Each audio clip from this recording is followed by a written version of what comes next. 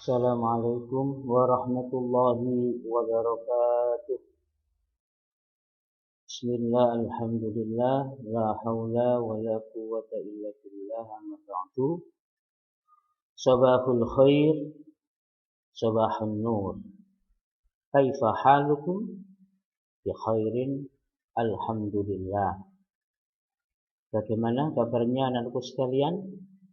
Tentunya kita berharap kita semua diberikan kesehatan oleh Allah dan mudah-mudahan kita semua diberikan oleh Allah ilmu yang bermanfaat.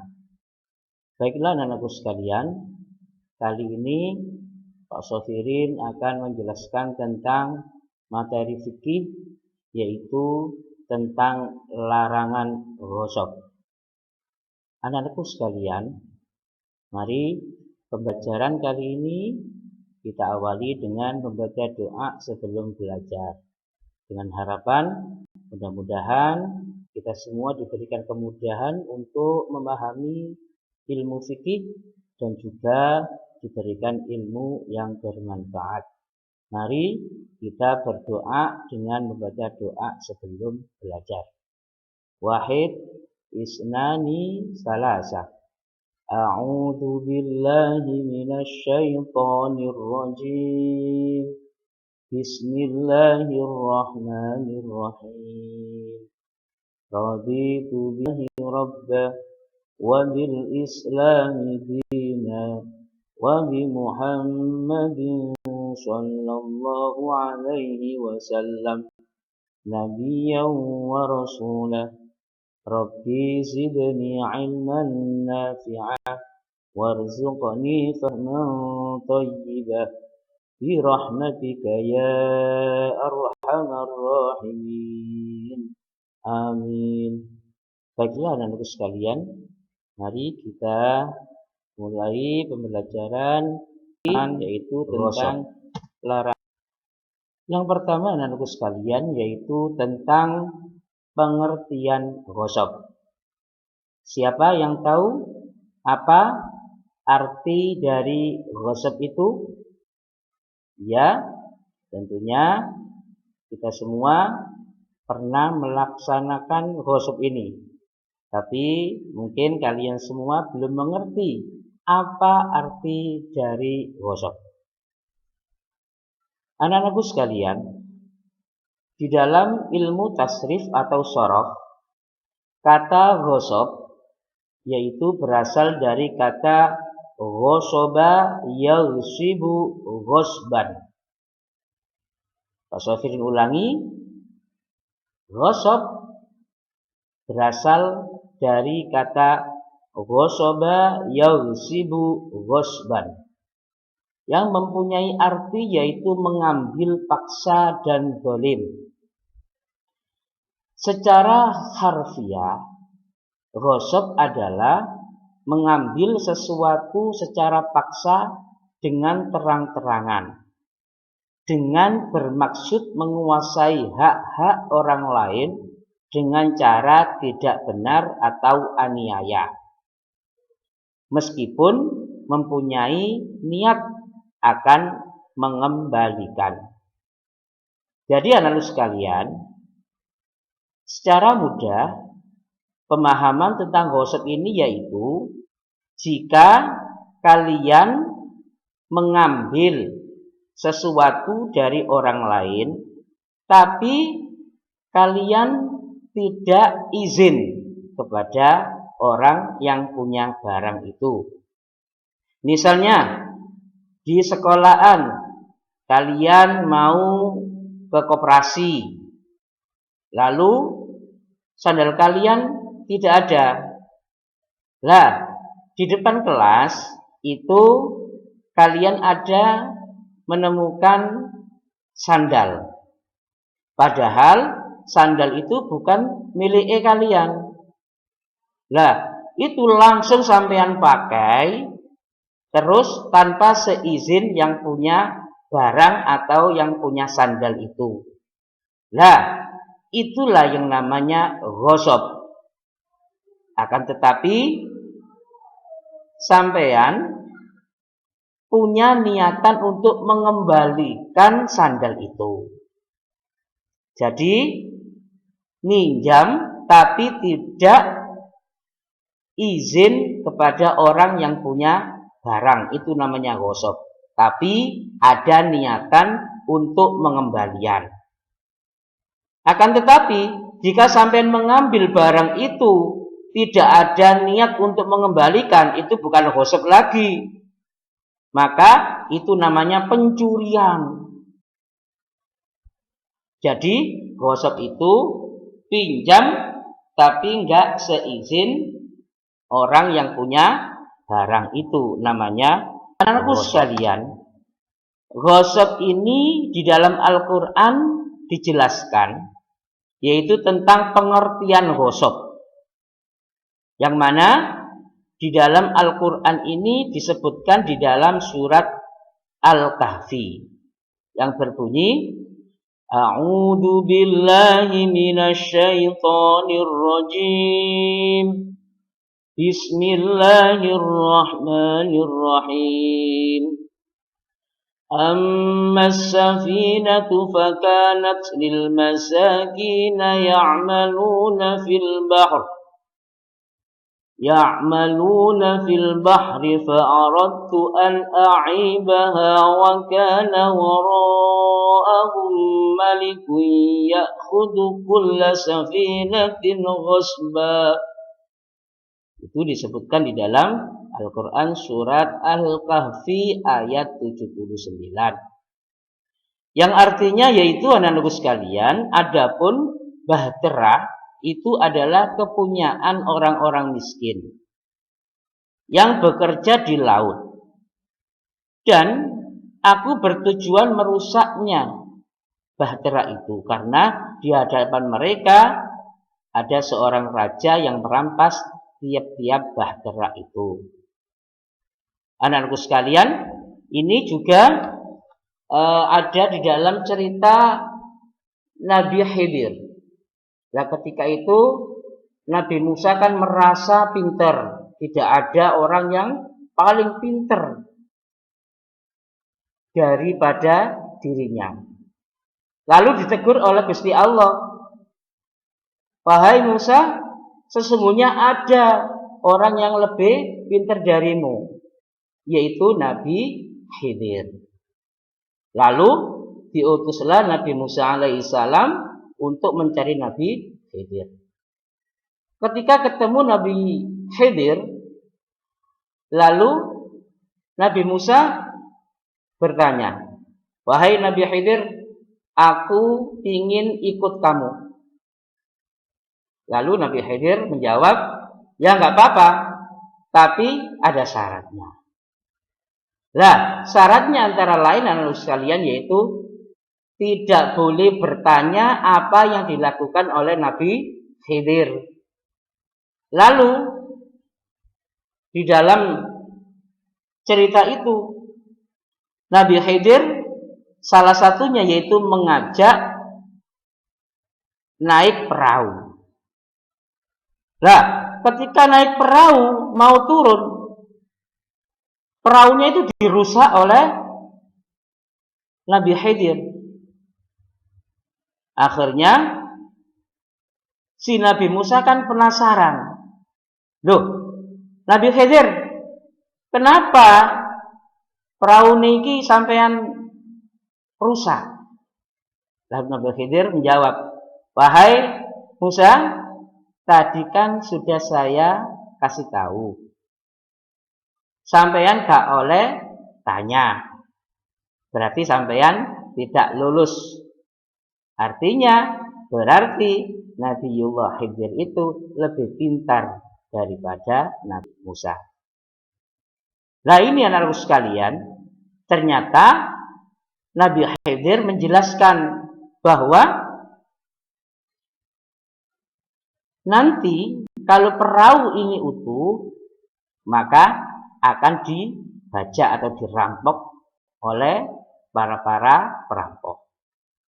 Kalau masih perahu ini kelihatan bagus. Oleh sebab itu, perahu ini saya rusak supaya nanti tidak dirampas atau dirampok. Lah, Inilah salah satu cerita dari ayat ini. Anak-anakku sekalian, ini juga menjelaskan bahwa ghosab itu tidak diperkenankan oleh agama. Oleh sebab itu, kita semua, kalian semua, kalau memakai barang orang lain harus dengan seizin yang punya barang. Anak-anakku sekalian, langsung saya lanjutkan, yaitu tentang hukum ghosab. Ghosab ini anak-anakku sekalian yaitu termasuk dalam hukum makruh berat. Dikatakan berat sebab orang yang meminjam barang tersebut wajib mengembalikan barang yang ia pakai di tempat semula dalam kondisi utuh seperti semula, tanpa berkurang suatu apapun.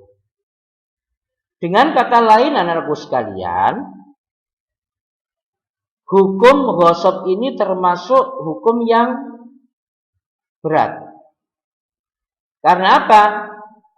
Sampeyan harus wajib mengembalikan barang yang sampeyan ghosab dalam kondisi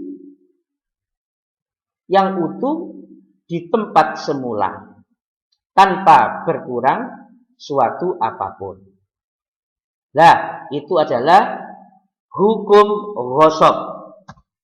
Selanjutnya, anak-anakku sekalian, di dalam Al-Quran juga disebutkan tentang hukum ghosab ini, yaitu yang berbunyi, A'udzu billahi minasy syaithanir rajim. Bismillahirrahmanirrahim.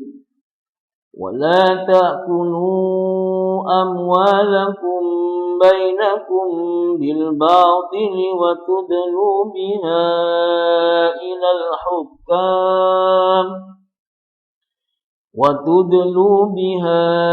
إلى الحكام لتأكلوا فريقا من أموال الناس بالإثم وأنتم تعلمون.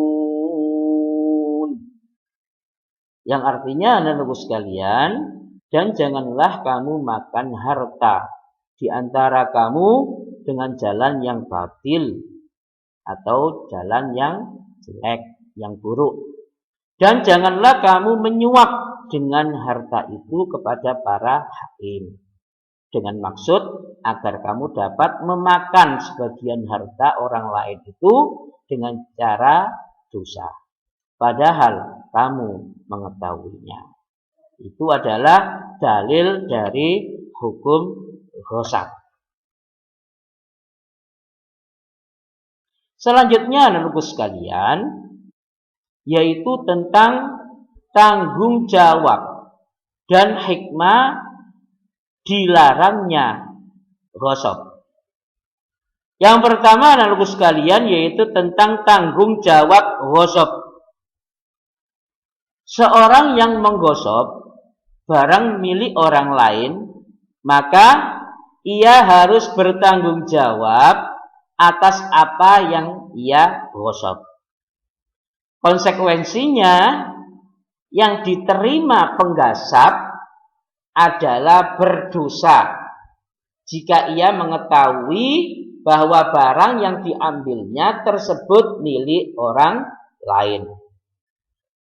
Di antara tanggung jawab lain yang harus diterima yaitu yang pertama, yaitu si penggosok ini ia berdosa jika ia mengetahui bahwa barang yang diambilnya tersebut milik orang lain. Yang kedua, jika barang tersebut masih utuh wajib dikembalikan. Yang ketiga, apabila barang tersebut hilang atau rusak karena dimanfaatkan, maka ia dikenakan denda. Yang keempat, denda dilakukan dengan barang yang sesuai atau sama dengan barang yang dighosab. Apabila jenis barang yang sama tidak ada, maka dikenakan denda seharga benda tersebut ketika dilakukan ghosab. Yang kelima, konsekuensinya adalah apabila yang dighosabnya tersebut sebidang tanah, kemudian dibangun rumah di atasnya atau tanah dijadikan lahan pertanian, maka kesepakatan ulama atau jumhur ulama sepakat mengatakan bahwa tanah itu harus dikembalikan. Rumah dan tanaman yang ada di atasnya dimusnahkan atau dikembalikan kepada orang yang dighosab. Itu adalah tanggung jawab dari orang yang menggosok. Selanjutnya anak-anakku sekalian, yaitu hikmah dilarang gosok. Ini wajib kalian semua harus tahu. Gosok termasuk perbuatan yang dilarang Allah dan Rasul-Nya. Tentu di balik semua larangan pasti ada hikmahnya yang terkandung di dalam itu. Di antara hikmah dilarangnya perbuatan ghosab yaitu yang pertama, harta atau milik seseorang dapat terlindungi dari gangguan orang lain. Yang kedua, manusia tidak sembarangan menggosok harta milik orang lain. Yang ketiga, manusia akan merasa jerah dan ngeri jika akan menggosok. Dan yang keempat, terciptanya lingkungan yang aman dan damai. Baiklah anak-anak sekalian, setelah kalian semua mengetahui tentang hukum ghosab ini, kalian semua wajib tidak boleh melakukan perbuatan ghosab.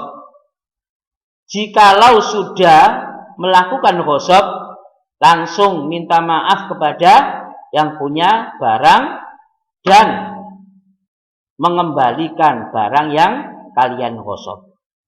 Itu adalah hikmah dilarangnya menggosok. Anakku sekalian, sebelum Pak Safirin akhiri, Pak Safirin memberikan tugas kepada kalian semua untuk dikerjakan di buku tugas.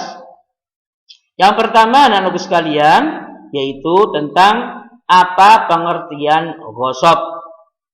Yang kedua, tuliskan ayat yang menjelaskan tentang pengertian ghosab. Yang ketiga, bagaimana hukum ghosab dan sebutkan dalilnya. Yang keempat, sebutkan tanggung jawab bagi penggosok.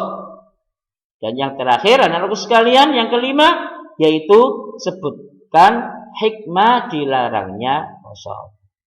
Anak-anakku sekalian, itu adalah penjelasan dari Pak Safirin tentang pelajaran fikih, yaitu menjelaskan tentang ghosab.